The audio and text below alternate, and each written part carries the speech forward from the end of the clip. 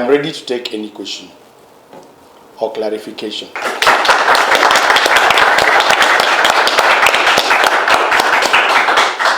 For now, I'm curious, how would you have tied the way you started the story with your conclusion? How would you conclude? Because assuming you told us several things in between from the time that guy fell like a sack, then how would you conclude it? Yes. The anecdote, storytelling is one of the strengths of giving a speech. Most of the times, I believe all of us, like when I was growing up, one of the things I loved was storytelling. Every time we had a new house help, my interview question was, do you know any stories? And I believe it's an innate desire for all of us, and that's why storytelling is such a great tool to give public speaking, to do public speaking with. When you research TED Talks, all the winning speeches, or the speeches that have had the highest number of views, are done in storytelling. So Njeri's raised a very good question. When you give your topic, and your title is very important, give us a title that will leave us wondering, okay? Tantalize our earpieces.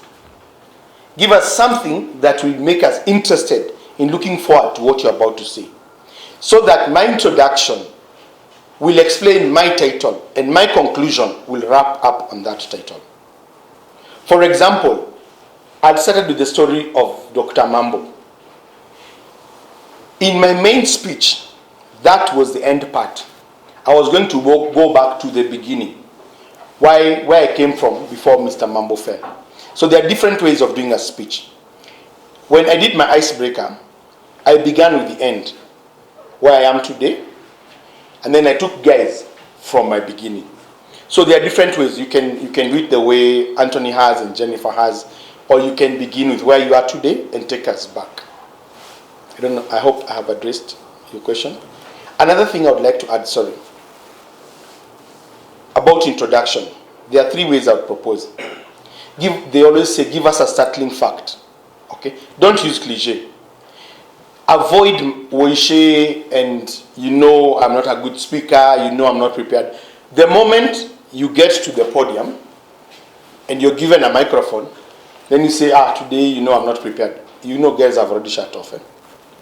And could be you're prepared, but you're afraid. So never tell us you're not prepared. We don't know what you have in your speech. I came with Njeri and Anthony, and I can tell you, they don't know what I had in my speech. In fact, to be very honest, 1 hour ago, I didn't know what I was going to say. So it's only you who knows what you have in your speech. So never apologize.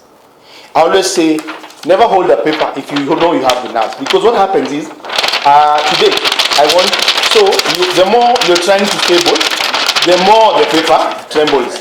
And then now you forget what you intended to say. So put the paper down, but most importantly, internalize your introduction and conclusion. Let me ask, public speaking is not for everyone. Absolutely. And there are times No. you find yourself... Okay, sorry. Okay. I meant to disagree with you, but continue. Until you come for Toastmasters class. Okay. Yeah, so let's say you've been called to talk and you panic. Yes. How do you get out of the panic mode? Because I think that's where people Yeah. confused. That is where we mark the still road from the slippery path. First and foremost, what I say is, the truth is that they say public speaking, the fear of public speaking is greater than the fear of death. That 7 out of 10 people would rather be in the casket than being called upon to speak about their friend who had passed away. So you're right in that. The second thing is, I always say, we always have butterflies, all right? Public speaking will help us get rid of glossophobia, maybe 70 to 80%. You still need a bit of fear, because fear jacks your adrenaline. And every great speaker speaks passionately. And what spikes up that passion is adrenaline. So for me, what I say is this. One time I went to speak somewhere, I remember it was in a church. It was a humongous church. I'd never spoken to such people. And Murphy's Law says that what you fear will happen. When you're organizing an event, everything that can go wrong goes wrong. That day, everything that I thought could go wrong went wrong. From the moment I got to the podium, it was like 5-6 steps up. I tripped from the beginning. I almost collapsed to the other side. By the time I came to the front, I remember my hands were so sweaty, they were so shaky. Then I meant to say, praise the Lord this morning. I said, good morning, viewers. So they never responded. And I thought these people are not encouraging me at all. But I kept going. Sometimes what happens is, as we proceed to speak, the fear fades away. But I always say, have the resolve in your heart that when I get to that point, I will communicate. Start with something that is so simple. Never begin with a joke, because if I come with a joke and you guys don't laugh, then I panic. Then I start forgetting what I wanted to say. So give us something interesting, but don't start with a joke. Or it could be, what is funny in my Githongori district is not funny in Nairobi. And then when it happens, because sometimes it can happen. We know there was a time the president of a particular nation was speaking and his trouser fell. They just lifted it up and he continued speaking. Sometimes the worst can happen. Like when I tripped, I actually forgot what I wanted to say at the beginning. So I always say, prepare for the best and prepare for the worst. But when we give a great speech, no one remembers, did Martin Luther, was he dressed in a suit when he gave that great speech? Or was he dressed in jumpers? We do remember the speech, we do repeat the speech. People will not recall that, actually, he took 3 cups of water before he started speaking because he was panicking.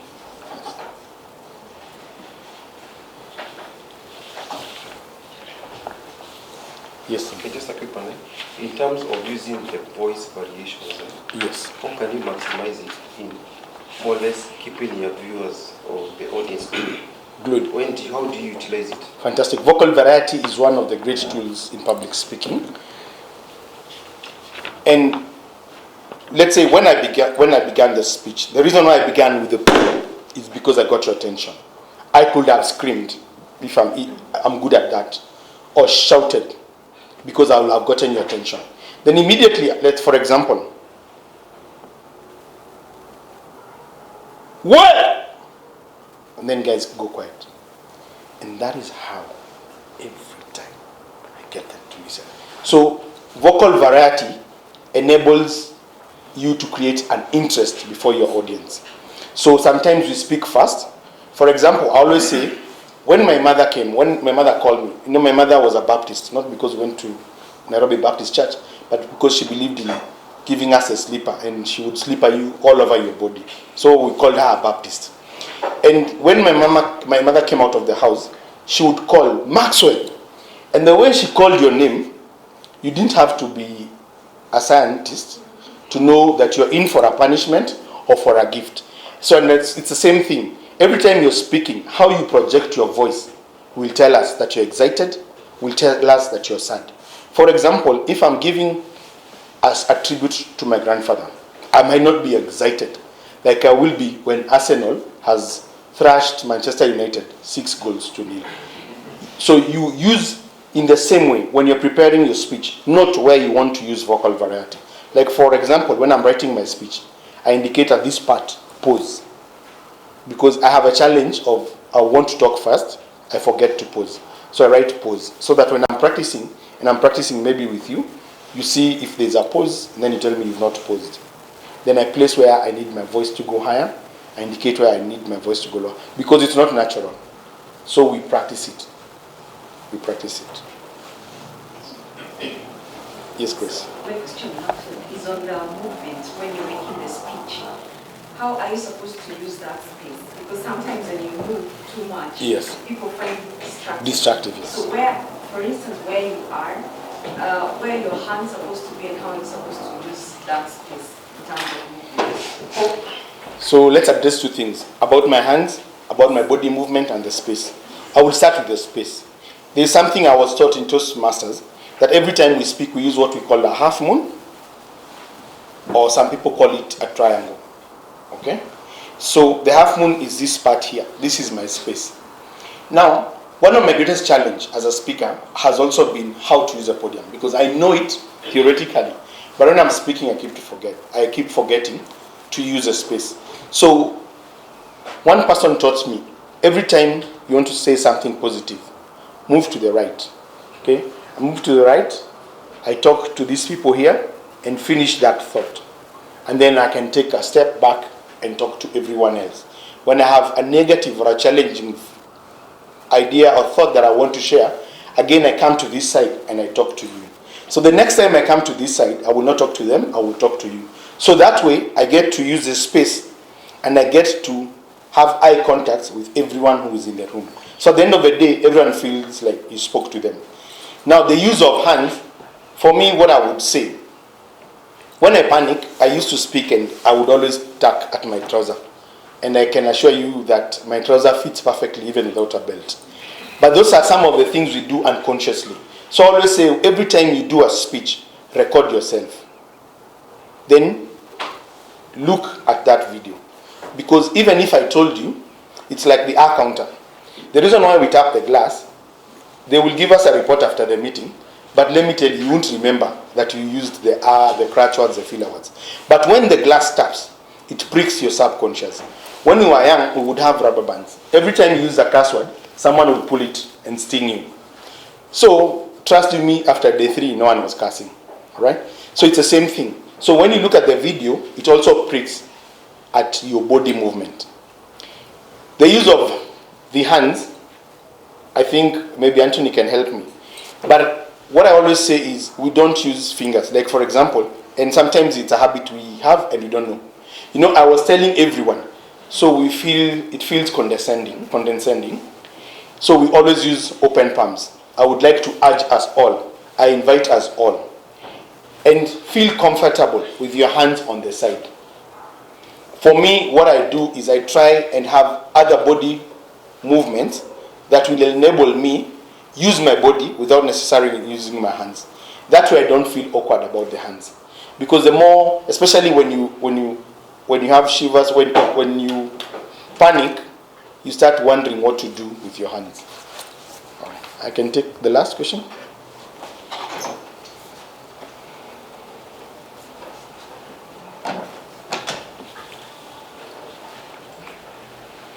Just the last one. So on average, how long should you take to prepare and practice a speech? I would say, personally, minimum number of weeks I take is 2 weeks. Yes. So this is what I usually say. Write your speech fast. I don't know if someone has told you before. I was told if you want to speak for 5 minutes, we speak an average of 110 words per minute. So if I'm writing it, it means I'm looking for around 550 words so that I can know the time I'll take. But the reason why I say 2 weeks is the minimum, I want to have it 3 weeks. You're all working with your mentors. So I want to write this speech and send it to Anthony. Then Anthony maybe will say this structure doesn't work for this particular project. Especially as we advance, the project could be a bit complicated or demand more. So they will say there's so many things that are missing out. So I have enough time again to go work on the structure, add whatever I'm supposed to add and send it to him. Then he will say it's okay, but I think the number of words are many, then you reduce it. So that by the time he sends it, I have 2 weeks to practice. I always believe in the 6 P's. 6 P's. Prior perfect preparation precedes perfect performance. And people always think when Obama stands up to speak today, he's speaking it effortlessly and it's in an impromptu. That's not the truth. There's something going around on WhatsApp about how many hours he took to practice. It was Abraham Lincoln who said, it takes me 3 weeks to prepare for an impromptu speech. That means we keep practicing, we keep practicing, we keep practicing. So for me, I would say at least 2 weeks, 10 days, so that I can do practice in the morning, practice at lunchtime, practice in the evening. So that when I get to the podium, it seems like I'm doing it naturally. But it's not natural, it's just that we've practiced. And then when you've practiced, number one, you shed off fear. And then number two, you can invent or include things that are not there in the speeches because you're already sure about your speech. So if someone asked a question, I can veer off my speech and still come back to where I was. When we don't practice the challenge, if something pushes you off, like my trouser fell down, I will forget everything I wanted to say.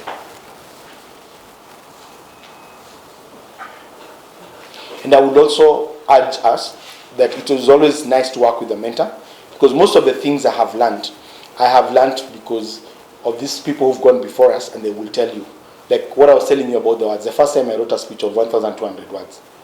And I thought that would take 5 minutes. So then I was told, work with around 110 words. Secondly, when we are evaluating, also pick on the evaluation, because Toastmasters we learn through 3 pillars: the curriculum, the project you're doing, and the evaluation. Thank you very much.